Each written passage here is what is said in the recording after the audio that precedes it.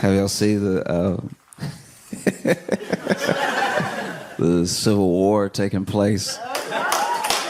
All right. If you haven't heard, that's fine. That just means you live in a functional life because what I'm talking about happened on Twitter. Elon Musk came through and was like, hey, we actually really need in America H-1B visas. And these H-1B visas are how people from other countries come here and have, pretty great jobs by some standards. These are like sometimes developing jobs, some of the engineering jobs, and like just stuff of that nature. This isn't like one of your regular visas, and it's not like a visa that we have with a specific country. Like there are E3 visas that we have with places like Australia because they're white, and that's like that. That's a thing that we have with lots of different countries. So there's a certain amount of visas that are agreements between the countries, and we don't have it with every single country in the world. But even with like Uganda, we might have a few that are these specific visas that Ugandans can get or something, as an example, right? But the H-1Bs have a lot to do with jobs because with your H-1B visa, if you lose your job, right, you have to leave. But Elon is like, these H-1Bs are actually great. And Vivek Ramaswamy is also like, these H-1Bs are fantastic, right? Now, the reason that billionaires like H-1B visas is because people who are very talented from other countries will come, and they're usually, not always, but a lot of times are sending money back to their home country for their family, right? And so they, due to the exchange rate, don't really have the same amount of demands as an American worker. Like an American worker, $100,000, it means something different here than it means to someone coming here, right? $100,000, you might still be like, okay, I'll have a place to live, but I won't be able to do much. I can't take a vacation. If I get hurt, I'm immediately going to go into medical debt because I don't have insurance. Like $100,000 is a lot of money, but you're still thinking about how you're going to move through life as an American, right? But if you're coming from somewhere, especially if you're coming from somewhere where this is the biggest opportunity you've had up until this point, you're thinking $100,000. Okay, look, I can have roommates. I don't care about having roommates. I'll have as many roommates as it takes to keep as much of that $100,000 after taxes that I'm going to keep in my pocket, so that way I can send money home. And the money that I send home due to the exchange rate is fantastic, right? So now I can maybe even retire my parents off of this $100,000, $120,000 job back where I'm from. So when they come over here, they are working these like crazy hours. Like we're talking like 80-hour work weeks, fluctuations, and what the job description is and stuff like that. And they don't complain, because if they complain, they could be fired. And if they get fired, they're immediately deported. They start all over again, right? So that's why Elon and Vivek love H-1B visas. So MAGA as a movement is very upset with this sort of thing, because the whole idea of Trump winning and Elon and Vivek making that Department of Government Efficiency, which is only named that so that it will be called Doge,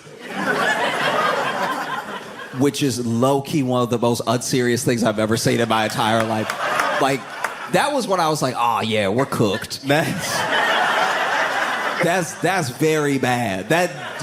Y'all, if you had gone back 20 years and told somebody that eventually there would be someone, I mean, these are like made up jobs. Like Trump would actually have to do what they say to make them official. Right now, they don't even really exist in theory, right? It's just an idea of what might happen. I mean, who knows now? But like, if you went back 20 years and you told someone eventually there would be a government body that only had its name so it could be the acronym CAKE.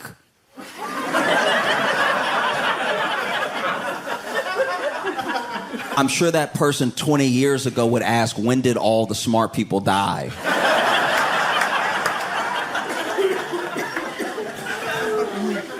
And so, and so, and so, Vivek tweets and Elon tweets, and everyone, I don't know, is so mad. Okay, so basically, MAGA sees the H-1B visas as like taking American jobs, and not in a Mexican immigrant way. Not in the way of like, they're coming over here and they're selling fruit. I didn't really want to sell fruit anyway, but like they're selling the fruit. I don't know how I feel about that. It's not like that. It's like, no, LinkedIn is empty. And you're talking about H-1Bs coming over here and getting the jobs that I went to college for. And then Elon basically said, hey, y'all way too stupid to do these jobs, which is so out of pocket. That's so crazy. That, in a weird way, this whole ordeal almost made me feel kind of bad for MAGA as a movement. Because when you think about it, a lot of why MAGA started is because, whether you want to put them in quotations as elites or like coastal elites or just people with money, those people for a long time, and this is something that I don't like, that I've seen for a long time, because it's a city rule thing that we do to each other a lot, where there are a lot of city people that look down on like rural people in a rural lifestyle because they're like, oh, you're not educated. But then the people in the rural areas look at city people and they're like, you actually can't keep yourself alive. Do you know what I mean? Like you I know you've read more than me, but like, where does water come from? Tell me where water comes from. Oh, the bottle? Oh, okay. Oh, it comes from a bottle. That's cute. All right. Because don't get me wrong, as well-educated city people who I've been around, I've lived in lots of different places, and I travel around the country as often as I can, so I do my best to meet everyone so I can understand. I want to have as many pieces of the puzzle as I can to see where people are coming from, how we get places, right? And when I tell you that there are people who I know are very smart, very, very intelligent people, very smart people, but when you tell them that water comes from the ground, they look at you like, well, you must be drinking dirty water, because not my Icelandic, no. Guys, so Elon basically says y'all are like way too dumb to do these jobs. Like, I've seen your American schools, I've seen your colleges, and your colleges don't even match other countries' high schools. And the sort of general MAGA response to that was like, well, okay, but you agreed with us for the past like 4 or 5 years that the American college system was broken and that it's too woke and that we need to fix it and we need to change things up. And he was like, yeah, but you still dumb. Like that doesn't change. I don't think yeah, I don't like it either, but that doesn't make you smarter that you went to a dumb school. And so then they lose it. And then MAGA was like, oh, okay, I didn't know you felt that way, you South African.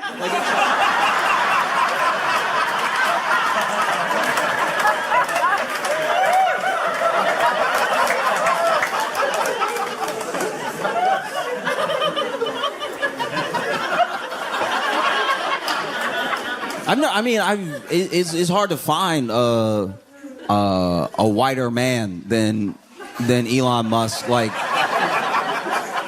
no, I mean like literally and figuratively in a sense, because he's very. You know what I mean? Like the sun, not a friend, right? But the way they were calling that dude African, just You ever, because they're like African, but then I'm an African American, and I've never had racism miss me like the Matrix.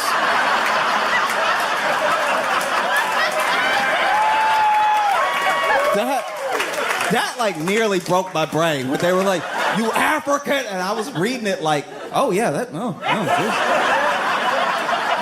wow, okay, all right." Elon has the most money in the world, the richest man in the world, and this is how you know that the path to riches is a dead end.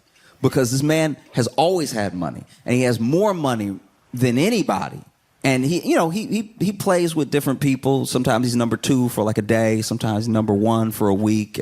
But he's richest man in the world, is safe to say, right? I'm sure somebody can pull me up 4 months from now and be like, actually, this other person. It's like, yeah, for 20 minutes. But like, it's richest person in the world, and he's still deeply, deeply missing everything about what a joyous life is.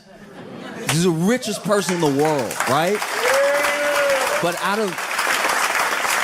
of all of that money that he has, all of the money he has, and he has almost all the money that he has, right? He has a cartoonish amount of money. All the money that he has, he wants nothing more. I can tell you this right now, just from watching his moves, just from watching him talk, just from watching how he's interacted, even in this little spat that he's having. I'm not saying that this is the end of MAGA or something, or that the Republican Party's gonna fall apart. I'm saying that just this glimpse, this dude has all of the money in the world. He can have anything that he wants except acceptance, except like actually being in a room and knowing that everyone wants him in that room. He cannot buy being cool. He cannot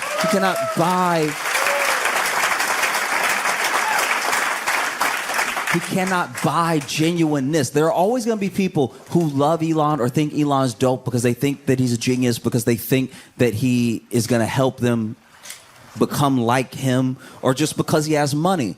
But then when you strip all of that away, I don't know Elon, and I don't necessarily care for much of what he does, but I know a person hurting when I see it. Do you know what I mean? I know like a hurt individual when I see it. And this dude has not stopped tweeting since they call him a South African, since it happened. They have been coming for this dude's neck nonstop. And it's like sometimes I don't know. Sometimes you see something, you're like, oh, that's a lot. You know what I mean?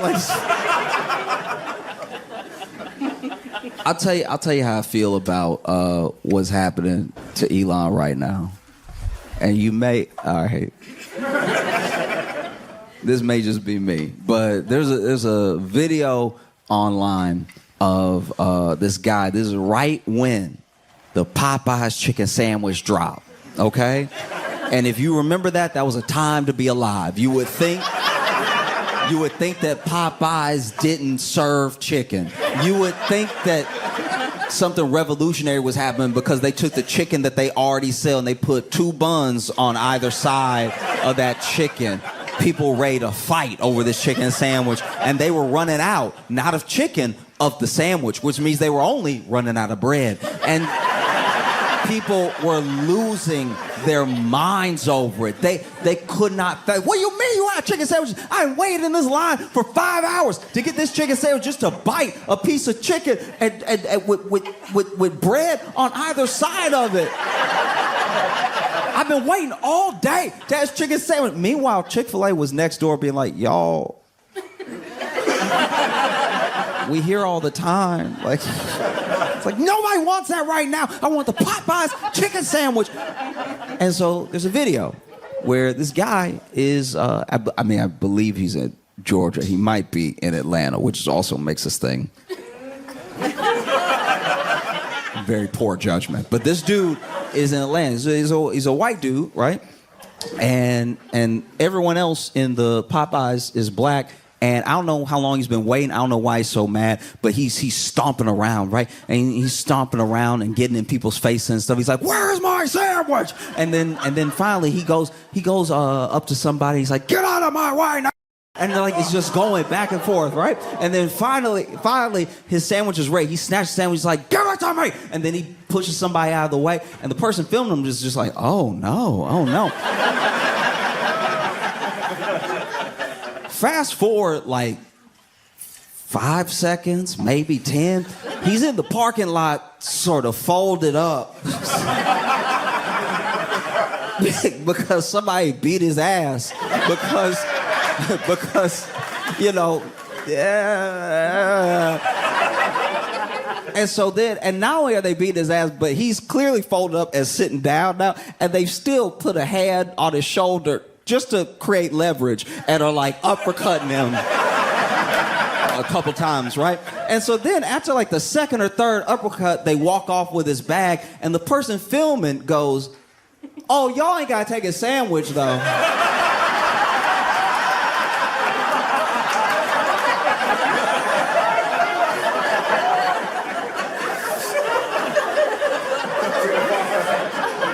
Which is weirdly, I don't know, which is a very short, but a very poignant, like lesson about racism, or at least how people who experience racism treat the people who are racist towards them, right? Because even in this hateful thing, there's this line that's like, "Oh, okay, but that was enough." Do you know what I mean? And so when there are people who rarely or never experience racism, and it's a new feeling, it's a new type of anger, it's a new type of hurt, they're not gonna know what's enough because they're not practiced in what it feels like to find a level with it. Do you know what I mean? There are things that happen in the world, and they're sick and they're racist, and then it's not something that you can always change or resolve, but you have to move on with your life. You have to live, you know? So you can fight back as best as you can, and you can distance yourself as best you can, create safety as best you can, but that will be out there. So when like someone who is not used to the practice of dealing with that thing feels it for the first time, nothing will ever be enough. And so because nothing is enough, they went after Elon in a way where I was like, "Oh, y'all ain't got to do all that."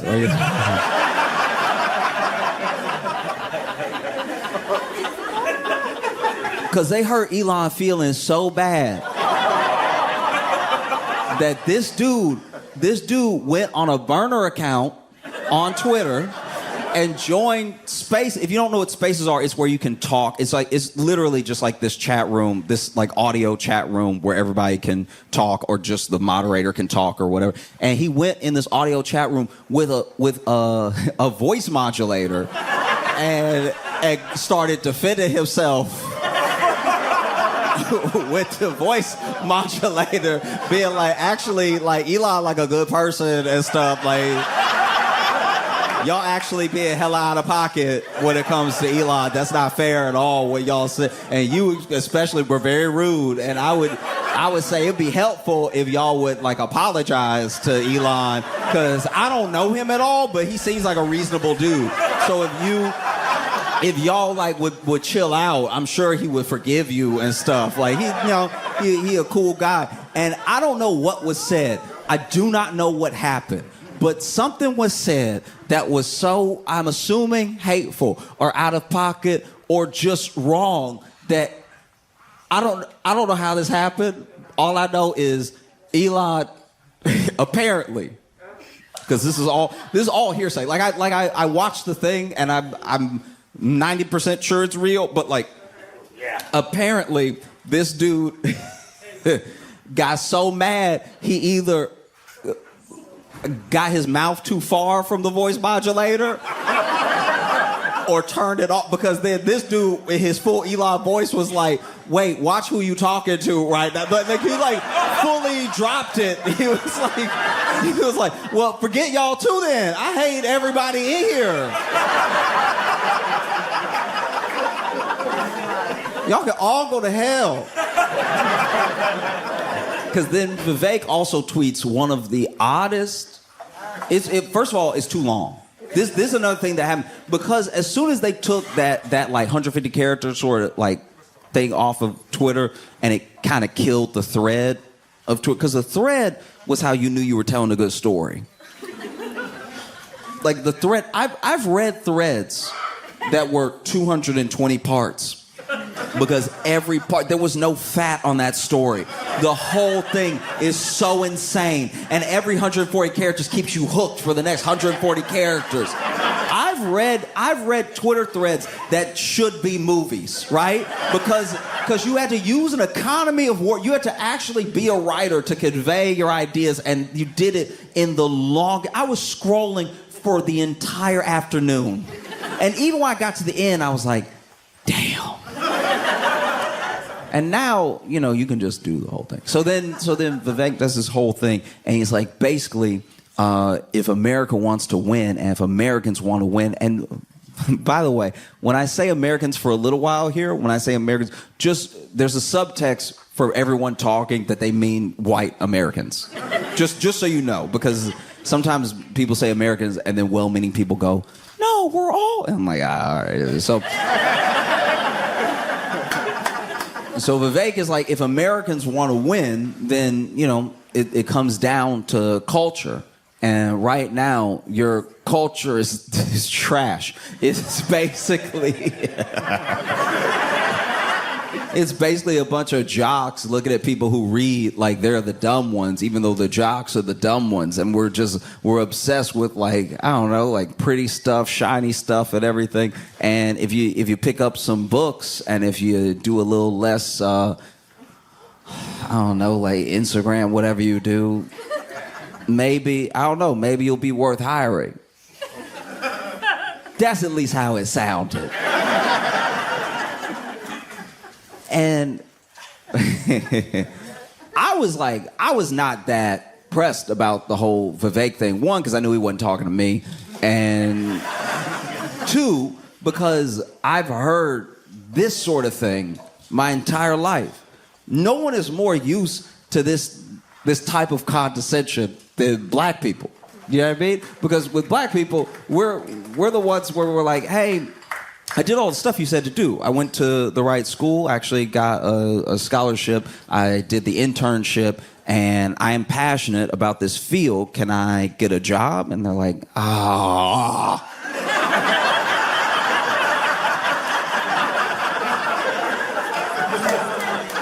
We already have a black. We already have a black. His name is Mike, because he tricked us.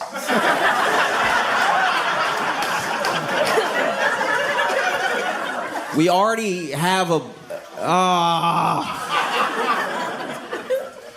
Look, we would hire you. But the boss's dumbest cousin needs a job, and so we're going to have to give it to him. But, I don't know, keep applying, and then maybe if Mike dies... we'll need a black, so then you can do it. Do you know what I mean? Like that's just a general reality. And so to hear Vivek talk to white people like this was wild. That was so ironic, because then the comments were all like, but I did all the stuff, and he's like, yeah, no, I know. But you're dumb. Like, I don't know what to tell you. I would never hire you, And he doesn't say that. He doesn't say that exactly, but that's what he implies throughout the whole thing. And then he stops responding because it's thousands of people. But I don't know. There were so many people that came out and they were like, look, the whole reason that we joined this MAGA movement, the whole reason that we thought Trump being in office was a good thing is because it would mean more good jobs for Americans. And look, if you genuinely believed that, then I don't. You know what I mean? No, I'm not being a dick. I'm saying, like, if you genuinely believe that, then like that's bad. You know how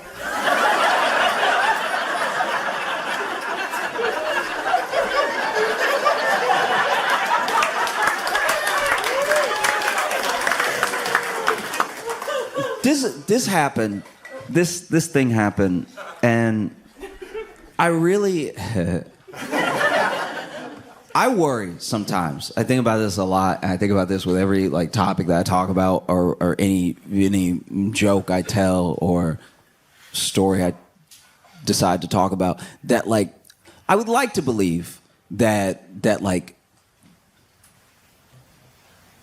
I would like to believe that empathy, compassion, and kindness are the way forward and will get us somewhere. I don't know if that's true. I want that to be true. I think if you make your obsessions community, culture, connection, and compassion, then I think that there's a way forward. You know, I don't know if that is right. It might be incorrect. It's what I've chosen my best to do, and I'm human, so I'm probably going to mess it up a lot. But one thing that happens in my mind, what I think of when I think of MAGA, is a story from when I was just getting out of high school. It might have even been my first year of college.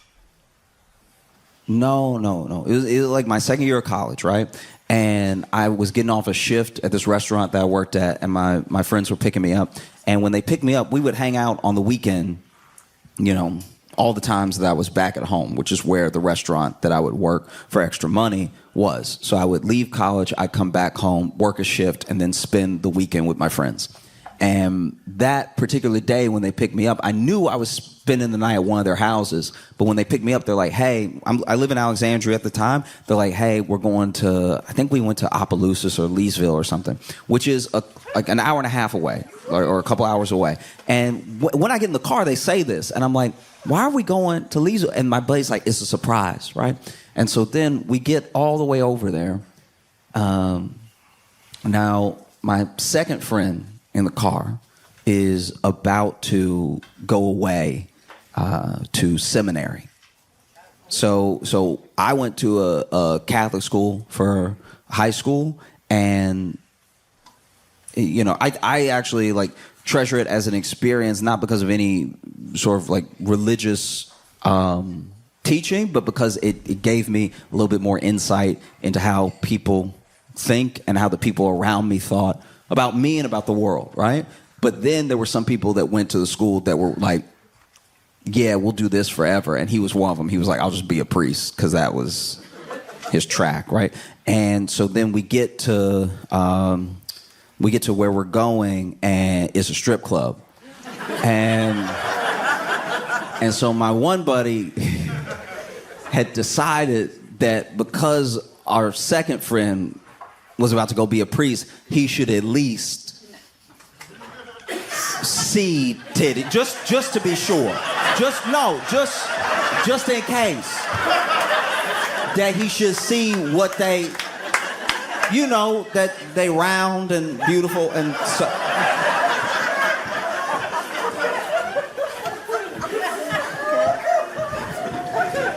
And so then, we go inside, and I'm okay. I'm also like taken aback. Like my friend that's going to seminary is like, actually, I guess I'm going to hell, because he's looking around. He's like, right?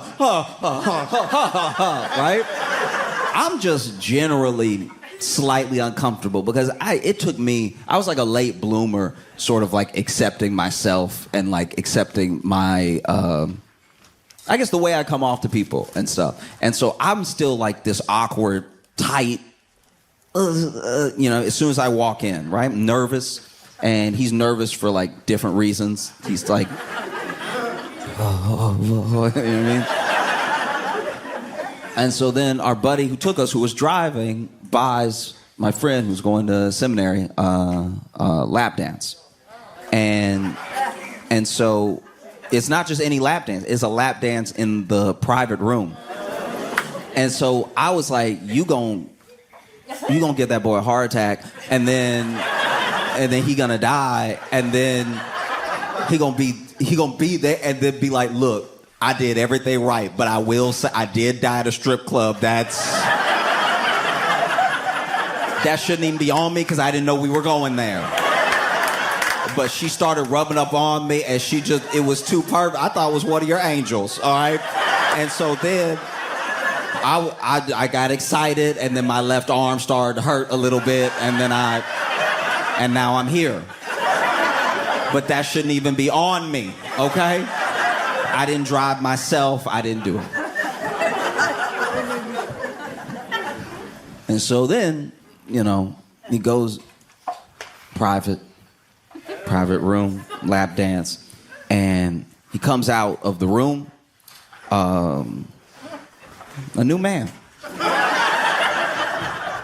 The dude comes out of the room. I don't know what happened in the room. I'm assuming dancing, but this dude walks out of the room like he had to do all the dancing. He walked out the room disheveled.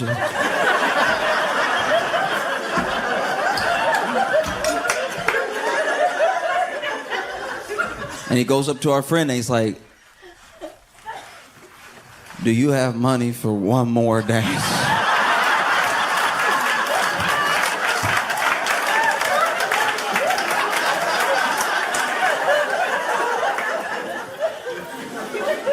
My friend pays for another dance and he goes back. And, while he's in the room, I had my own journey. Because I was at the strip club and I was just sipping on a Sprite because this is back when I still drank soda. I had to quit. It's too spicy. It generally burns my chest. Like it's too much, right? But back in the day, I would hit a Sprite, and so I was sipping all this Sprite, and this one dancer walks by, and she does this thing where she basically like massages the back of my neck as she's walking by. But I am not used to being in strip clubs. I'm also not used to people coming on to me, so I thought it was a spider. So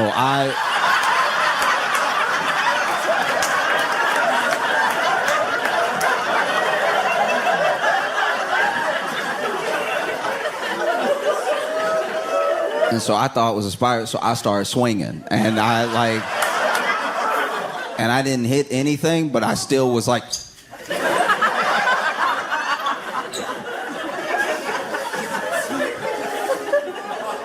And then later, another dancer came over and she sat across from me. She was like, hey, how you doing? I was like, I'm good. She's like, what's your name? I was like, I'm Josh. And she's like, what brought you in today? I was like, oh, my friend, he's gonna go to seminary.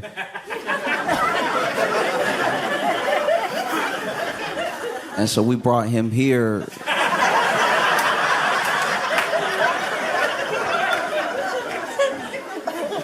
To make sure. I don't really know what the plan is.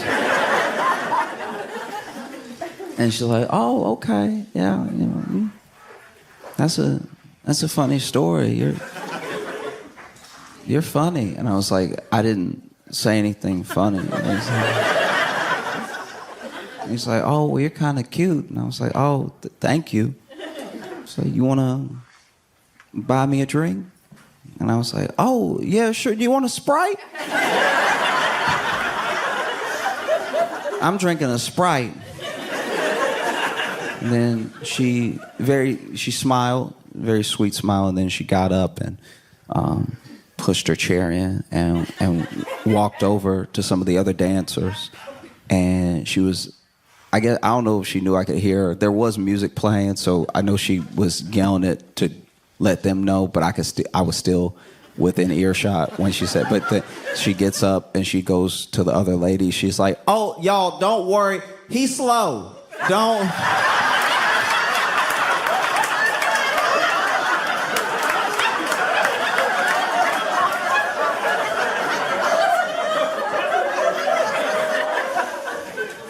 And so then our friend who's going to seminary comes out after the second dance, and whatever happened the first time happened worse the second time, because now he like walking out, but he's sort of holding his arm too, and he's like,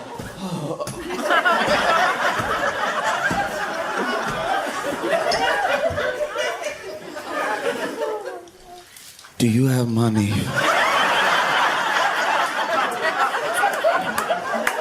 for one more dance? Our buddy gives him money, and he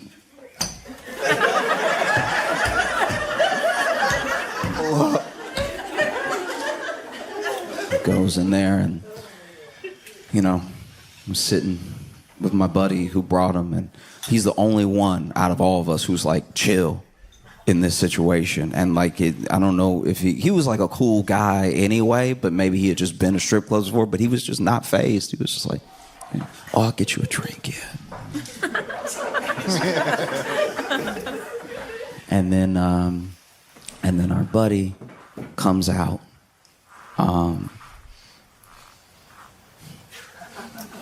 of the private dance room, and honestly, nothing working. I was worried that he had lost his sight, because he walked out like,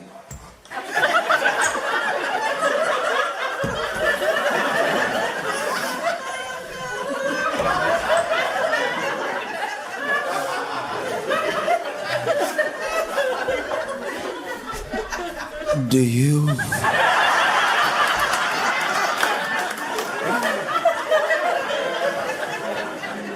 And our friend says, I'm sorry, man, but that's all the money that I had. You know, it's probably best that we head home now anyway. And we get in the car. We're headed back. And it's not that long before. It's not like silent. We play a little music and stuff, but nobody's really talking. And then finally, our buddy that's going breaks the silence, and he's like, I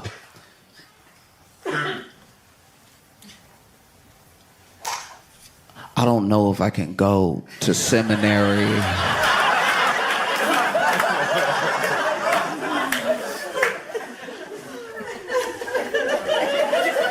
In that moment, I had my own dilemma, because I was like, does that shouldn't land on me though. Like I shouldn't. That shouldn't be any of my hell though, because we technically broke he was a pre-priest, but like there's gonna not be a priest now because of what happened tonight. But that's not on me, because I didn't drive us here, and I didn't have a ride. So then and Uber wasn't a thing yet, so I couldn't have gone. And it would have been too expensive anyway, so I was just along for the ride, and now I'm in here, and then he talking about he not gonna...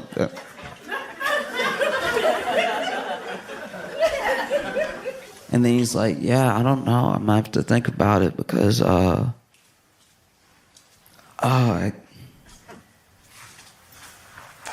think Cherry loves me.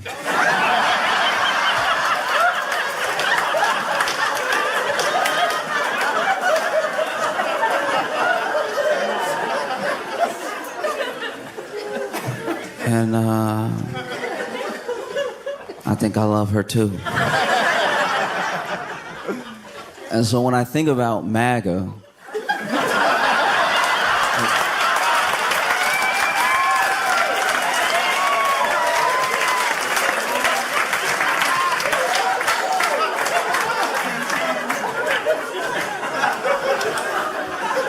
it feels like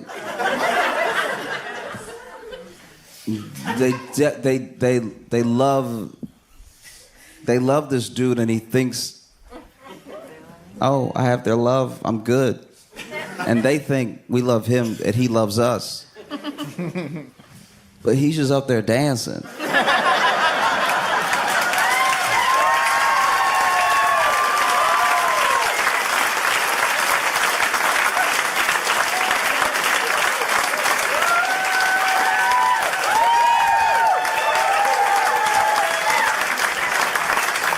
And don't get me wrong. Don't get me wrong. He is good at dancing.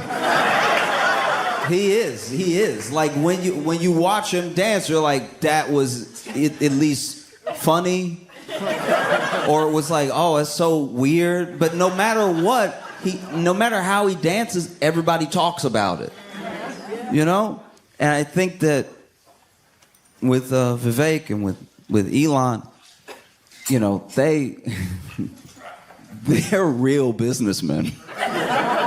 And so they think about their business and how to improve it, how to make more money, how to make sure that they have people that aren't going to unionize, aren't going to stir up trouble or anything. And MAGA is genuinely in this place. You don't get to MAGA in a vacuum, you know? Yeah, I mean, I think there's a general social contract and understanding of what America is supposed to be for Americans, and the differences that we have, the way that we butt heads is the interpretation of that contract, right? For some people, that contract is just the Constitution, and they actually like live by it. They're actually like, no, it says this, so we should do this, right? And that's one way to take it. That's fine. And then there are people like me. There are people that at any point in American history have been deemed different or other, that see the contract as something that you might get by happenstance of having money, but is not going to be given to you outright. And then there are white Americans who believe in the contract, and they believe a part of the promise that's like unspoken, which is all of this, you'll have access to all of it. All of this is yours by virtue of you following the rules and doing what you're supposed to do, because this is your country. And so when Elon and Vivek, who are not the right white,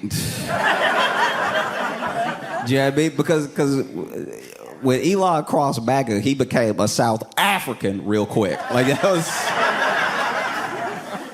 And Vivek, I don't know, y'all. Bro, you were never in. Like, you were never... But when they made these points, and when they gave a lot of that movement what is genuinely some of the hard truth. It's like, all right, if you think college is broken and woke and whatever...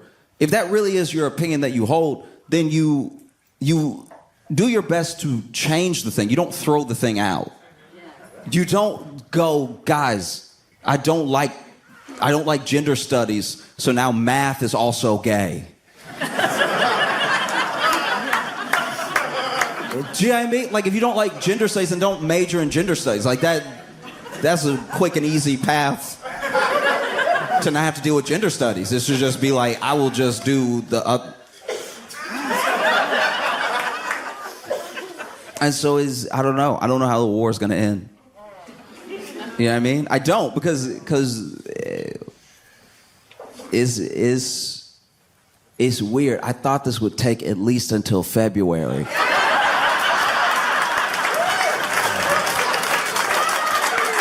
Y'all have been phenomenal. Thank you so much. Y'all have a great night. I appreciate you.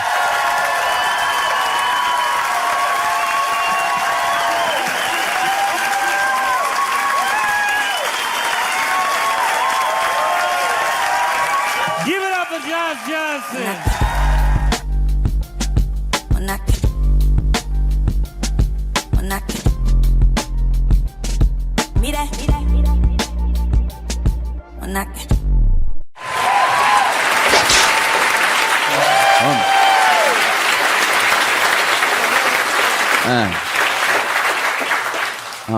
I feel very, very blessed to be here with all of you. I've been very excited to come here. It's a blessing for us to all be together, you know? Some people couldn't be here. Some people didn't wake up today.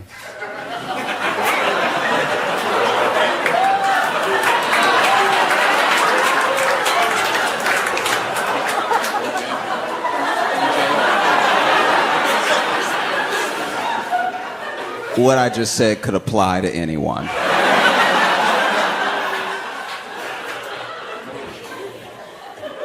if you haven't heard, OJ has passed. Yeah, you can tell by the. You can just tell. Okay, this. You can tell by the excitement that some people have how they felt during the trial. Do you know what I mean? There's a couple people that have been so happy. I'm like, oh, I know where you stood back in the day. Wow. Okay. There are people out here, finally got him, you know. Which is crazy, because when you look at like OJ's feed when he was posting, there had been this rumor that he was actually in hospice care earlier this year. And then there's a video of him in his car, which someone is obviously filming the video, and he rolls down the window and everything, and he's like, hospice? Hospice? Me? No, I'm doing very well. And so if he was doing very well, and now he's dead, do you think somebody...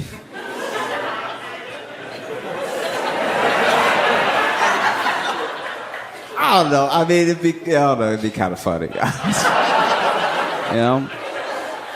It just feels a bit weird, you know what I mean? Like he just seemed like one of those people that would just be around forever.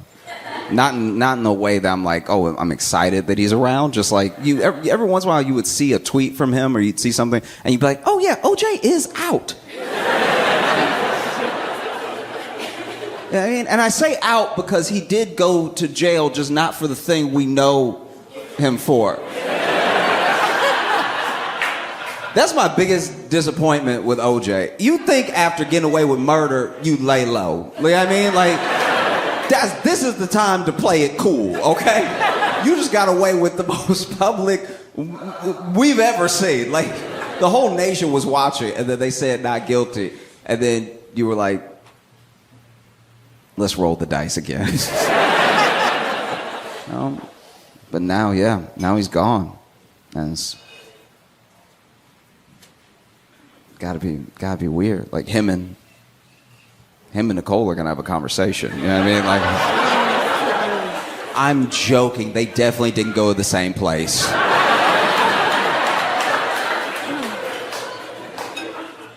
I've had like a journey on the internet as far as having it, right? Because I pretty much got internet the way that we have it now. And it wasn't even the way that we have it now when I was little. I got internet in like a all access type of way when I was like 11. So I was little, but there weren't things that I had before me. Like before, if you went back further than that, you'd have to like know how to code and stuff.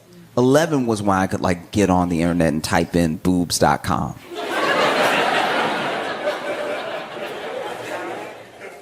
And the internet has brought so many people together in the best and worst of ways, right? Because it used to be, before the internet, if you wanted community, you had to go out, you had to find your sort of like tribe of people, but on a more like, on a more mindful level, you had to find your people, right? And it was very hard. It was very hard for a lot of people with specific interests, and it was very hard for a lot of people who were struggling with specific things. That's why it's like from 2000 and on that like every type of struggle, it feels like, is known and talked about. Because, yeah, you might have a bunch of friends who have just never been through the thing that you've been through, but now that you can look it up, now that you can find people. And so message boards took off. Message boards were like this forum for everyone that believed in or liked the same thing. It was instant common ground, you know?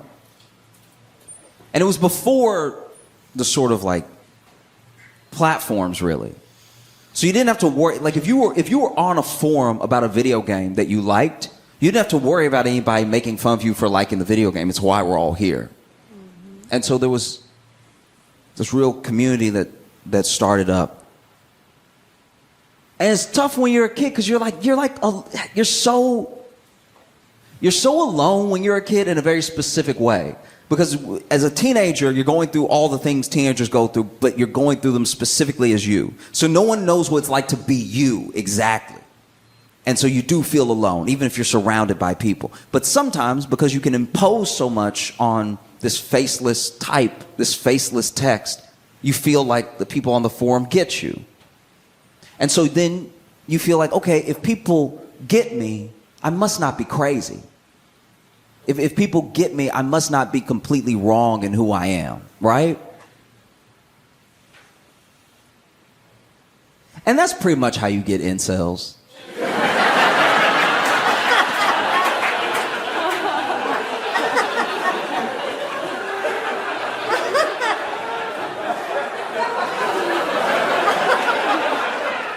Do you know what I mean? Because this is the thing. This is one of the wildest things about incels that I don't think anybody talks about. Incels, at least in their thinking, is actually weirdly, counterintuitively, quite reasonable.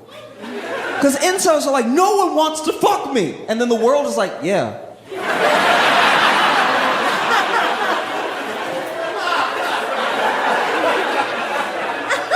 It's actually the dudes who are incels that go out and try every night that are the delusional ones. Like, all right, I've been striking out 600 days in a row, but tonight is my night. I put on extra cologne, so I know that the ladies will be all over me. Oh, it feels weird. Even the lore of how things get started. Like I'm telling you what I heard.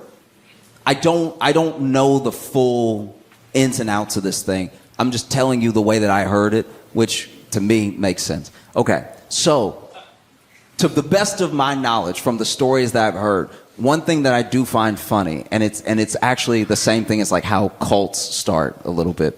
So way back in the day, still in kind of the forum era, but we were starting to have social platforms where like anybody could get on.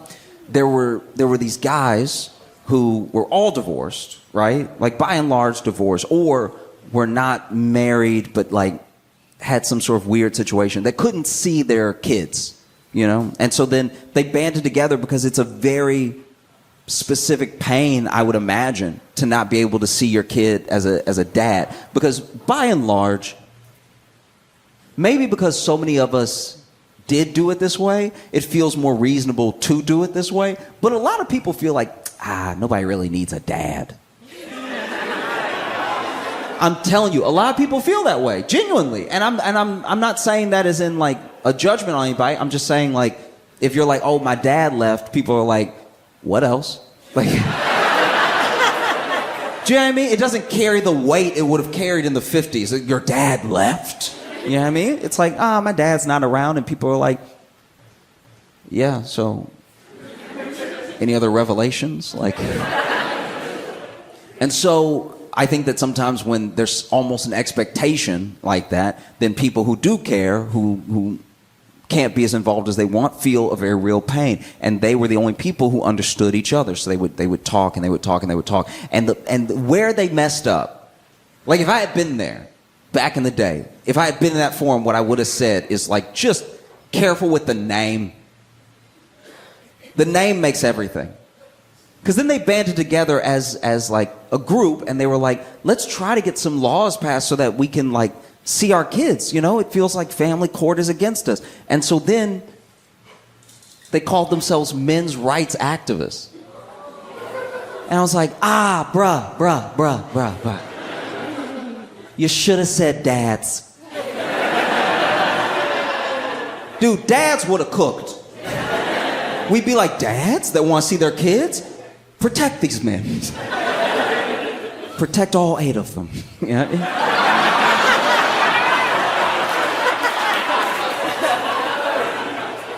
But because they said men, now men who don't even have kids are joining the group. And because people are joining the group, joining the forum that are not there for the specific cause, for the specific reason that they came together over this pain, it starts to morph into something else. So now these guys that are like, I just want to see my kids, are also being like buried in the comments of the forum by people being like, I can't get a date. Like, these bitches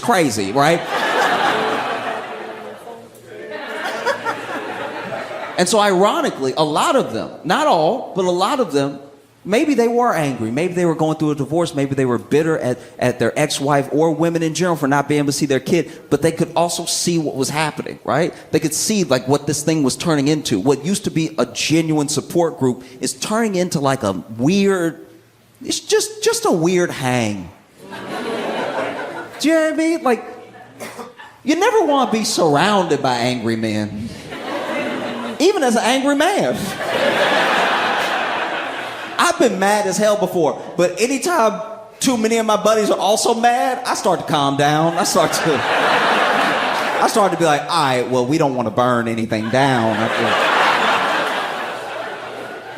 Feels like y'all want to do something different. Okay.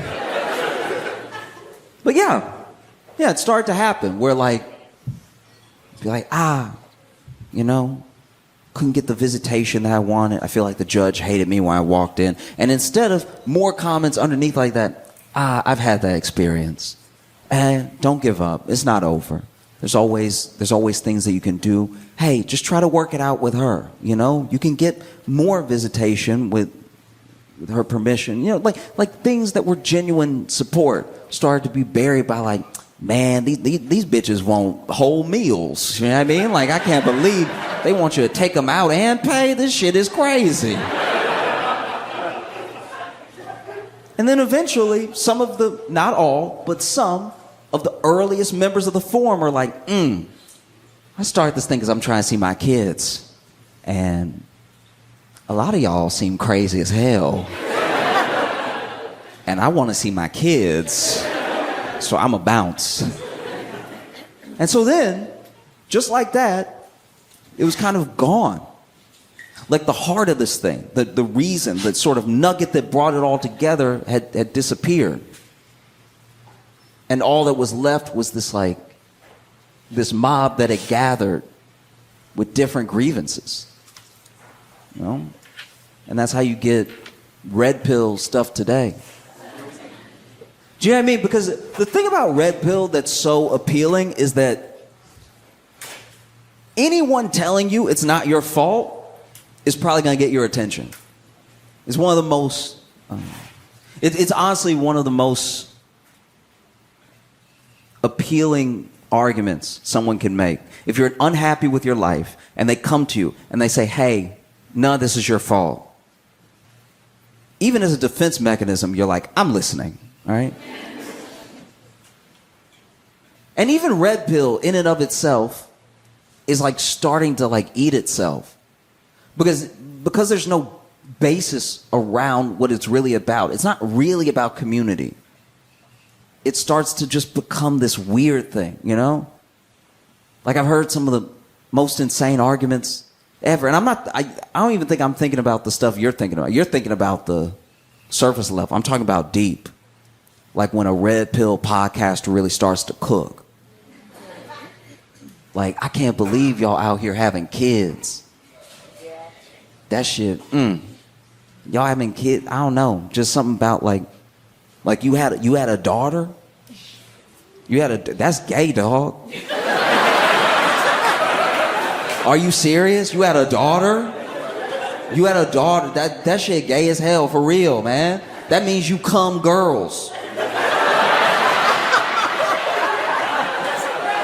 Pause, dog. No. We ain't doing that over here. Are you serious?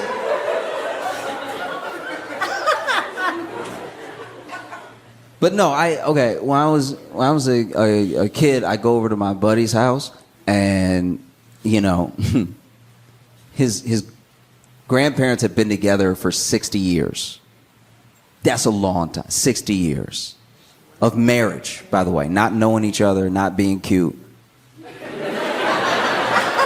60 years, right? Their fights were epic. Their fights were amazing. You know, because at 60 years, you let it all out. You know what I mean? Because at 60 years, you just say what's on your mind, because what are they going to do? Leave?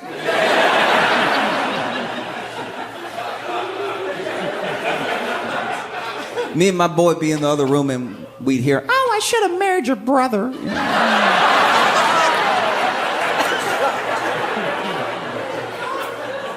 And he was like, oh, okay, then my brother wanted to blow his brains out. All right.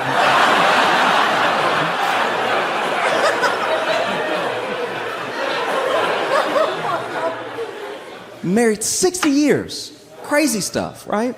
And basically, his granddad was going deaf very quickly. He was losing his hearing rapidly, but he didn't want to wear hearing aids because he didn't like how they made him feel, right?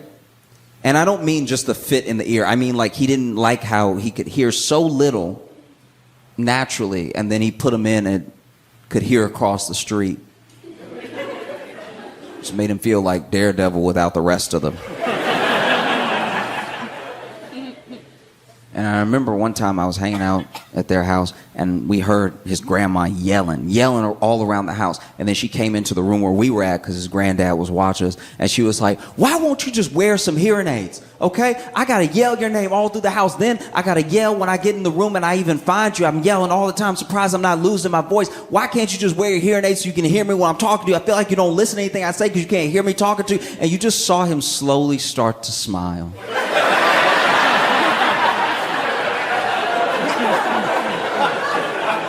It's honestly the most boss move I've ever seen in my entire life. This dude was like, I will go deaf if it means I know peace, all right? I have no problem.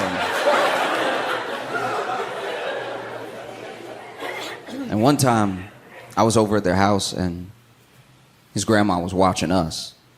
And we were being quiet.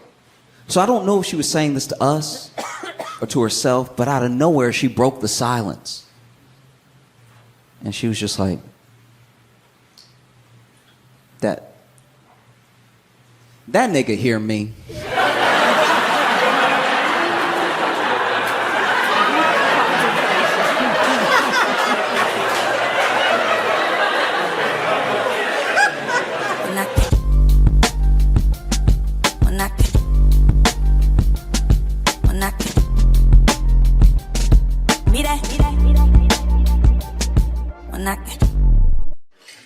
I know I've never been like balling out of control or anything because in my adult life, I've never lived somewhere that didn't have a mouse for a period of time, right?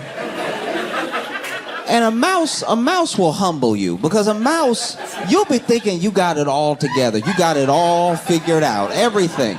You know, you'll even be looking at your bank account and be like, wow, I'm killing it. I'm doing very well. And then in the distance past the laptop, you'll see a mouse scurry in the corner. You'll be like, I could do better. That's fair, right? But this is what bothers me, is that anytime you have a pest in the home, people act like it must be you. Like it has to be your fault, exactly. Expressly your fault, right? But it's like, I'm doing everything I'm supposed to do. I'm picking up after myself. I'm grabbing the clothes off the floor. I'm not leaving any food out. I'm vacuuming. I'm sweeping. There should not be a mouse in my... I'm not trying to have like a Disney Pixar experience, right? Like, it's just... this happened, you know? And then, like, let's say, goodness forbid, but let's say you actually had a mouse problem. And then you went to work. And you told somebody, yeah, I got a mouse in my apartment trying to get it taken care of. Your coworker would be like, oh...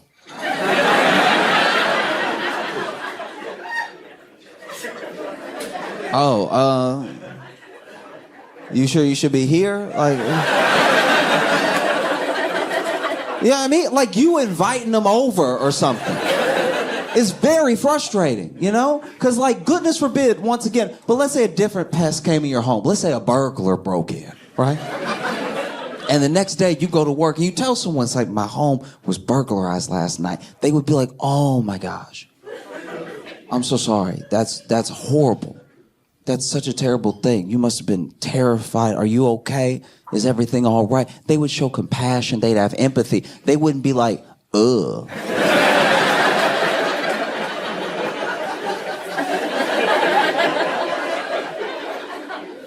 I guess that's just how you were raised, huh? Like, do you see the difference?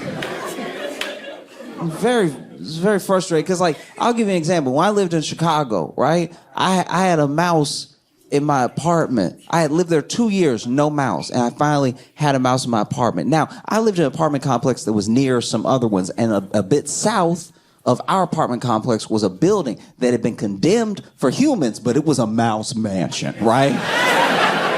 Like it was, that's where they were. That was the spot, right? And everybody knew it. And eventually the city tore down the building and they took down this ratatouille tenement. And obviously the mice were like, where should we go? Probably next door, right? And so for the first time ever, right, I had a mouse in my apartment. But the way that I found out was horrible because I had a friend over. And so my friend and I are chilling, and then this mouse, he doesn't scurry along the wall and then turn the corner like they're supposed to, right? This mouse walks out in front of us, coming from what I can only assume was a nap. Because this mouse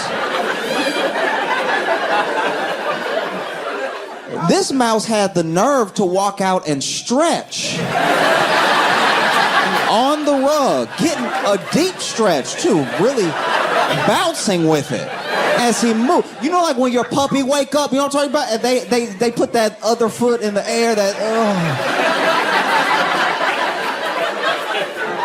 they really getting that whole back leg going. And the worst part about this happening in this moment is that when you tell your friend that, wow, I've lived here 2 years and I've never had a mouse, this is the first mouse I've ever seen, you sound like a liar, right?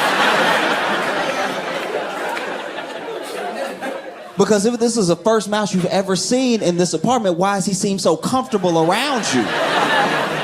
Why is he stretching the back leg like he pays bills once in a while? Why is he getting so easy going, letting that back pop like he pays rent every once in a while? And so I was like, clearly I gotta take care of it. So I called the landlord who calls the exterminator. And one of the frustrating things, I'm actually glad it went down this way, because usually when you call an exterminator, that's when the pests in your home want to act right. As soon as you call the exterminator, that's when they're like, oh, you got company. I wouldn't dream. So landlord calls an exterminator. Exterminator comes the next day, right? I open the door for the exterminator. He takes about 2 steps in, and that's when the mouse that I saw yesterday runs past his foot, scurries along the wall, and then just turns the corner, right? But then my exterminator goes, ooh!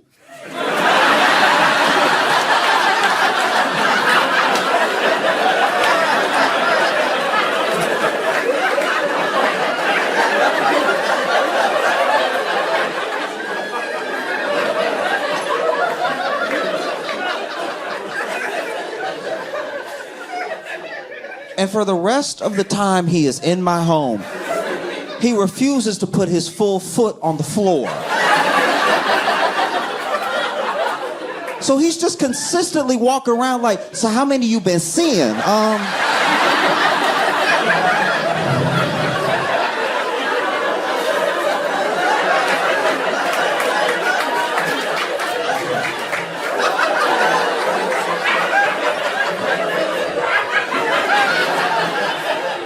Because you know they say, oof. He was poking his head indoors where he would go in the room and stuff. And he was like, you know they say that if you see one, if you see one, there's 3 of them. I'm like, they is you.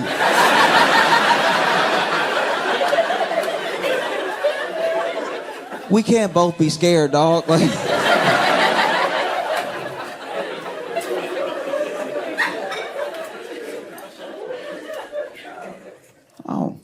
it's devastating, you know what I mean? Cause I'm not immune, I've done the same thing. Sometimes, someone tell me they have a pest or something, but we gotta be more understanding. It's like nobody wants this in their home, but I had a friend one time back, once again, while I was living in Chicago, and he told me while we were out having lunch that he was having a bed bug problem.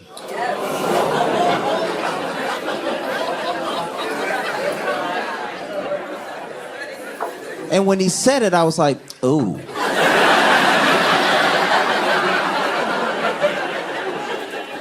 So how many you been seeing? And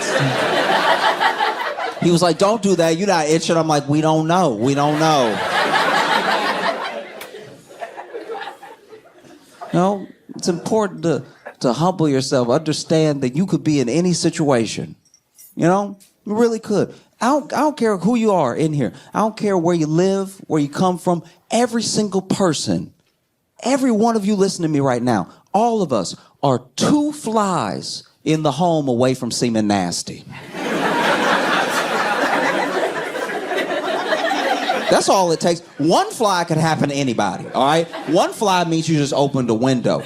2 flies.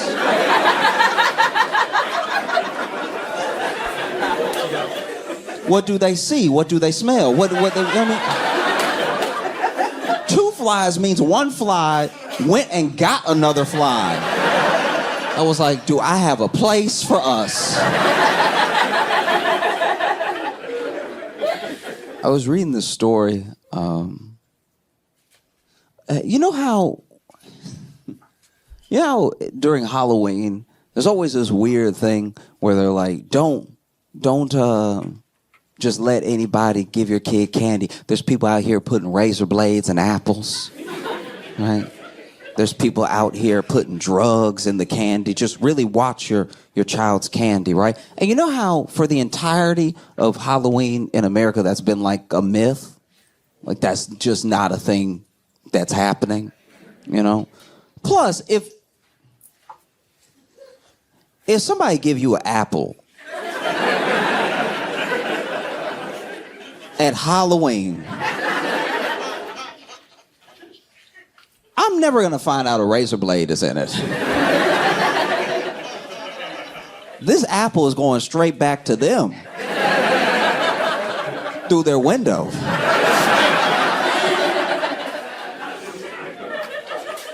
If they get cut in the process, that's on them, you know? And as far as, you know, drugs in the candy, I mean, I don't know. Come on now. Even if that was happening, a child on drugs like acid is just the way a kid acts anyway.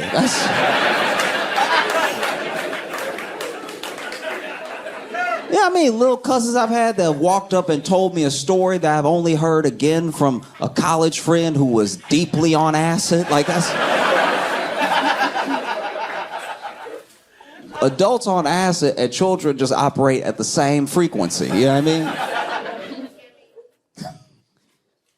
Telling you stories about animals that don't exist and stuff. It's like, all right. Extra hyper, yep, you know, check. You know, most people who babysit like a 5 or 6-year-old are dealing with the same sort of struggles as a drug crisis center. You know, over here running around, I can't find you half the time. You have a little bit of sugar, you can't stop shaking, you won't go to sleep.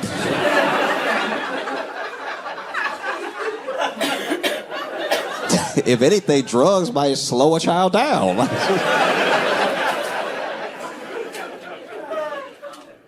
But I bring it up because in New Zealand, there were about 60 pieces of candy that were donated to this food bank, so it did go out via the food bank, and the pieces of candy were meth, right?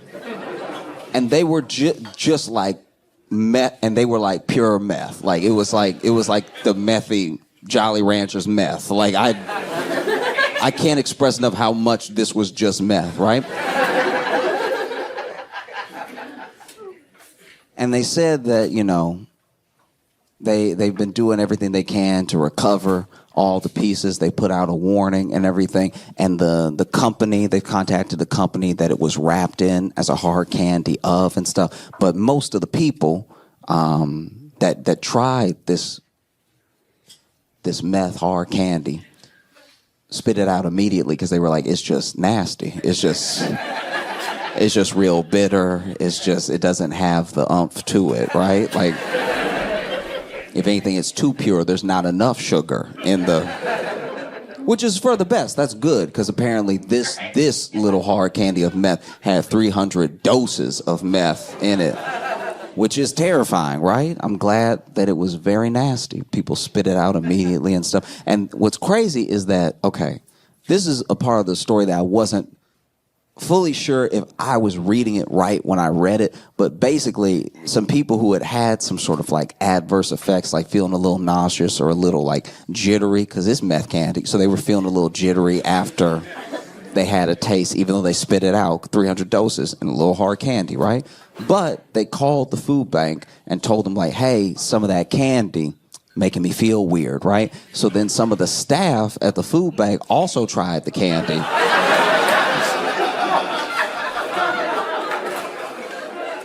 Which feels like a weird way to test for drugs, you know what I mean? Feels like, I don't know, these hard candies might be, they might be like condensed mushrooms. It's like, well, only one way to find out. And then the staff also spit out the candy immediately because it just, I can't imagine meth is delicious. And they said that they exhibited some adverse effects, feeling a little, little stomach ache, little jittery, little disoriented and stuff. And so they're trying to get to the bottom of it. But I don't know. It low-key feels like the candy company was just kind of trying it out. You know what I mean? Like just to be like, we got to do something, all right? We're falling behind Starburst. We're falling behind Nerds. We can't keep up. We got to mix it up a little bit.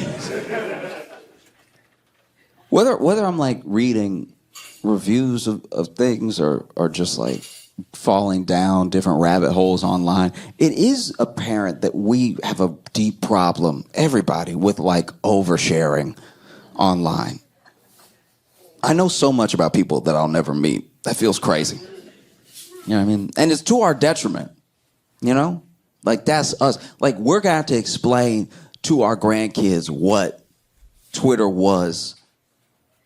When we're like grandparents, we're gonna have to sit our kids down and be like, yeah, when I was coming up, there were people who would just tell everybody what they thought without anyone asking. And ruin their own life. You know what I mean? They would just wake up and be like, I don't need a job today. And then they would just admit things that they could have kept in their head. Because you watch a lot of it happen, especially like when somebody, because it could happen to anybody. When anybody's like just going through the internet backlash of a day. Maybe you said something, maybe you did something, maybe you were caught on camera somewhere or something like that. And then even when a person tries to defend themselves, it's too far gone. And then even if you do a good job of defending yourself, and even if the thing isn't what people thought it was, that never rises to the level of the initial thing, right? And so, it just feels like a lot of unforced errors in life when people do this stuff, and they're still doing it. Sometimes I still see people post a thing and I'm like, you could have told no one. That's wild. Why would you do? Everyone's mad now. No, I just wish we could bring back diaries. Remember diaries? Remember journals? Remember when you were like a kid and you would just write in that? And it would be your deepest, darkest, most personal secrets. All of your like internal thoughts, your whole internal monologue would be put on paper somewhere, and then you put it under the bed. And it was a violation. It was the deepest violation if your parents read your diary or read your journal or something like that, because those ideas, those thoughts were truly private. Like you had to work them out of yourself and you had to put them somewhere, but they were for safekeeping for just you, right? And so they'd be under the bed, wherever, and then finally, years after you write that stuff, right? You're maybe about to go to college, or you're just moving out the house or something. You flipping the mattress for the first time in 4 years, and you see, no, my journal. Oh my gosh! And then you look through some of the pages, you read a little bit of it, and you go, oof.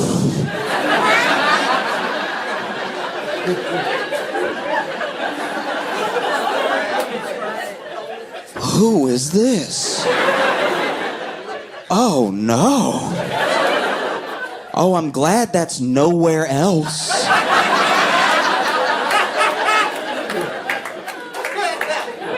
Because now I can burn it. And no one will ever know. I remember I found one of my journals from when I was a kid, and I was like, oof. This is pretty horny and racist.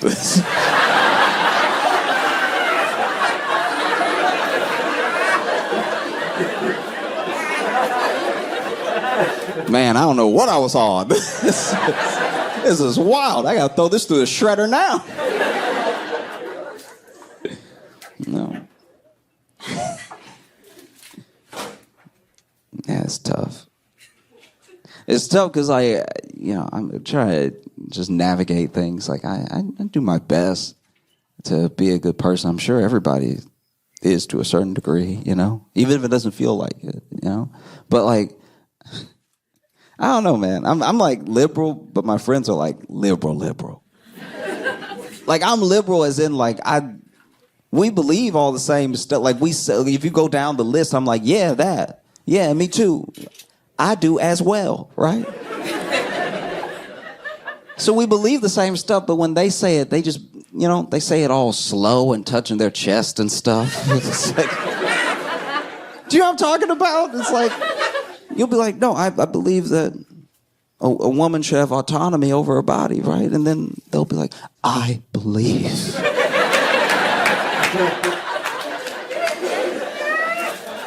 That a woman?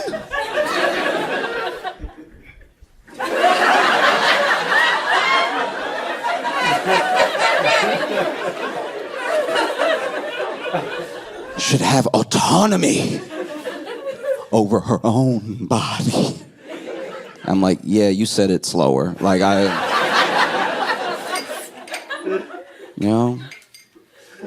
don't know. Yeah, sometimes I don't know what some of that is. Sometimes I don't know if that's just like them trying to impress somebody. Because the person I'm talking about is a dude. Like, I'm like, there's no way you feel it this hard, bro. Like, that's suspicious as hell. It really is.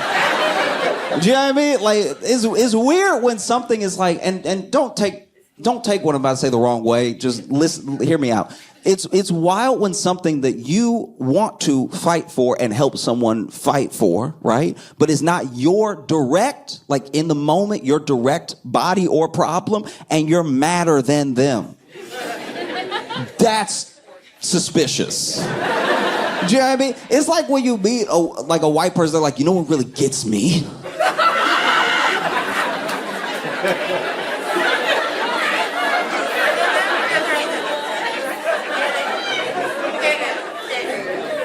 Segregation.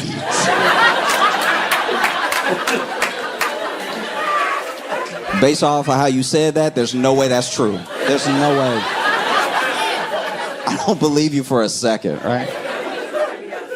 Because I get into weird arguments with my like liberal friends because we literally believe the same things, but then they take it a step further than feels logical to me, right? But we would still like vote the same way and do the same. We would still be at the same rally.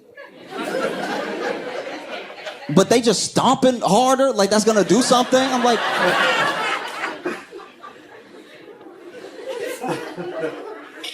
like I had an argument with one of my friends,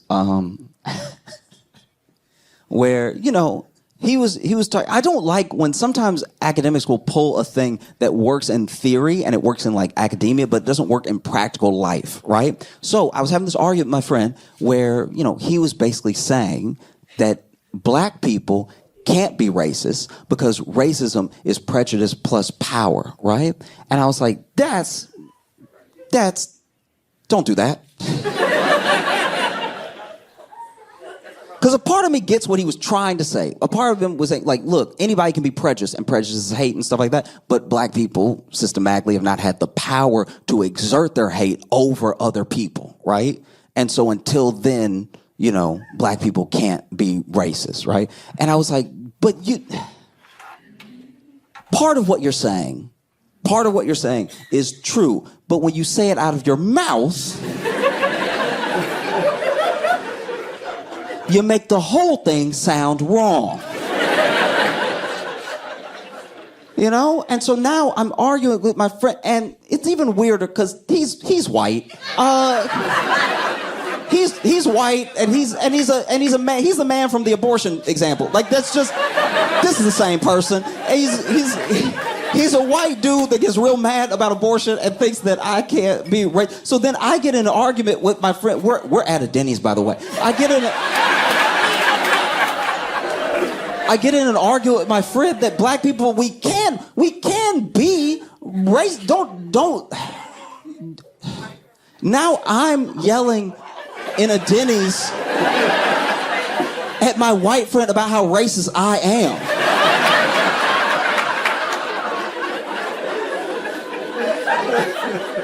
But the point I was trying to make was like, look, I see what you're saying, and historically, I get that if you're making this example for like a different time, right? But when you say power, do you mean power of the individual or power of the group, right? Because individually, there are very powerful black people that could exert their power over other people, right? But if you're talking about power of the group, then yeah, maybe we'll never get there. I'm just saying, like, power of the group, I don't see an all-black Senate happening anytime soon. You know what I mean? But still, I was like, you realize, we both acknowledge that, like, prejudice is bad and hate is bad. And so that is the thing that people mean when they say racism. You're getting into this, like, weird argument around the word that's distracting from the thing that actually bothers people. Does that make sense? What I'm saying?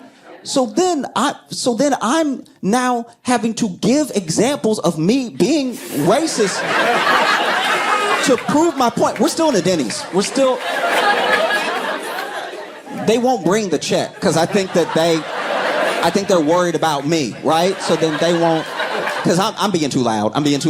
And so then I'm like, no, I can be and have been racist, and I have to take account of when it happens. I take accountability for like both my thoughts and my actions, what I say to people, because we're all people. We're all trying to find a base level of like understanding and kindness towards each other. So then I have to take accountability for when I do make someone feel bad, right? And whether that thing is whatever, justified in the moment because of how they were reacting to me, or completely unjustified based off a preconceived notion. I have to take stock of this. I have to take responsibility for myself. It doesn't matter that there are other disenfranchised people out there. I can't scapegoat them to act however I want to act, right? So then I was giving an example of me being racist.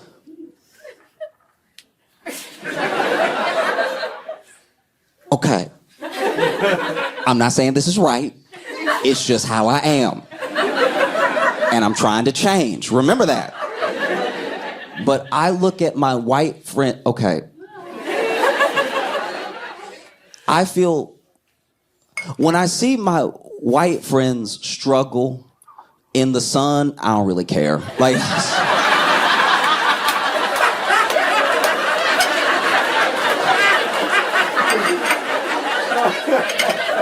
that is racist though, because it's an entire group where I'm like, then do better. Like, it's like, that's not right. You know what I mean? But I look at white people struggling in the sun the way I imagine, not calling anybody out, but it's the way I imagine they look at black people when we like can't get along, right? It's like, it's not really my problem, is it? Do better, I guess. You know? No, it's tough, because it's like, I don't know, I'm liberal, but I'm not like liberal. Like, still working some stuff out, you know?